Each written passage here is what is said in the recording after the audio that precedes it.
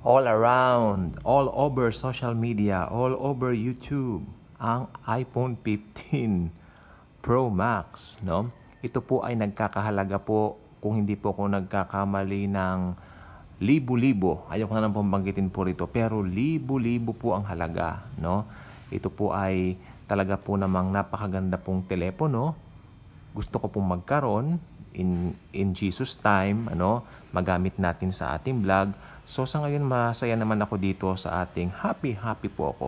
Ito pong iPhone 7 Plus. You know what? iPhone 7 Plus po ito. Gamit ko po ngayon. Ito pong ginagamit natin sa mga vlogs natin. You know what? Kasi sa Bible, ang 7 is a perfect number.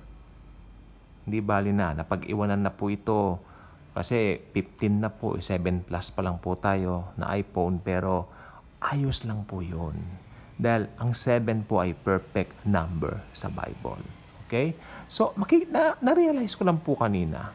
Sabi ko, nung 2016, itong aking iPhone na ito ay talaga po namang bagong-bago. Yung mga panahon na yan, ito ang pinagkakaguluhan. Ngayon, iPhone 15 na, 2023. After 7 years din, no? Then, tamang-tama po sa devotion ko po kanina. Kaya mga Bibles po natin, please. Ito po yung devotion ko this morning. 2 Corinthians chapter 4 verse 18.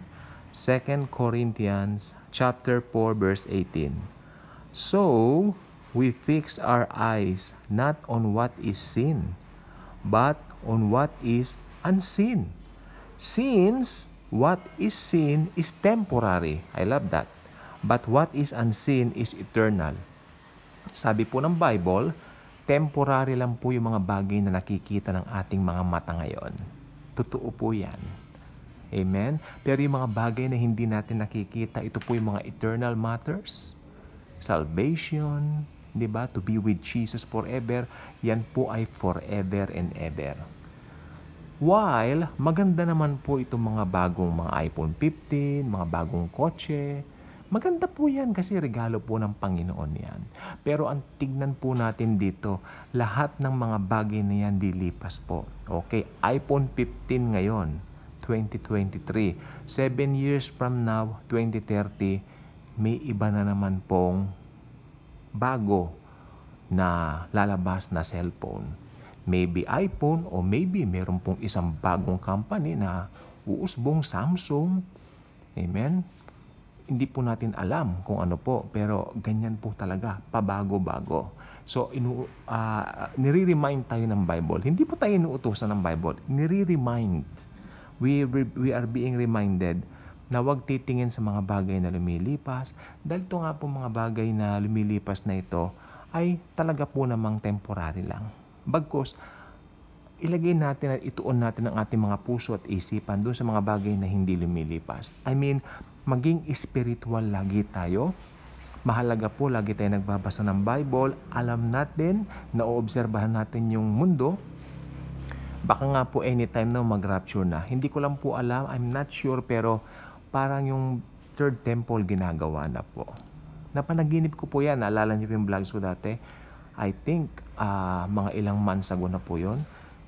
Ang linaw sa panaginip ko na yung third temple, kitang-kita ko po sa panaginip ko. I mean, yes. Lord, pagising ko, sabi ko, Lord Jesus, salamat. Salamat. I know. Ako, paparating na ho kayo. Sabi ko, thank you, Jesus. Dahil kukunin mo na ang church. Ira-rapture mo na ang church. Again, tayo po yung church.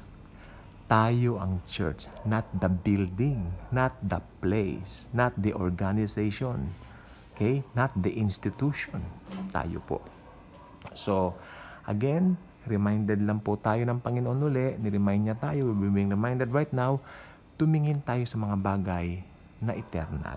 Sapagkat yung mga nakikita natin dito, temporary lang yan. Like yung mga bagong cellphones, yung mga bagong gadgets, lilipas at lilipas po yan. Bago ngayon, bukas, luma na. Kaya kung hindi pa kayo nakasubscribe sa ating channel, I invite you to do so. Click the notification bell. Share the wonderful love of Jesus. Kumulog pa. Takot ako.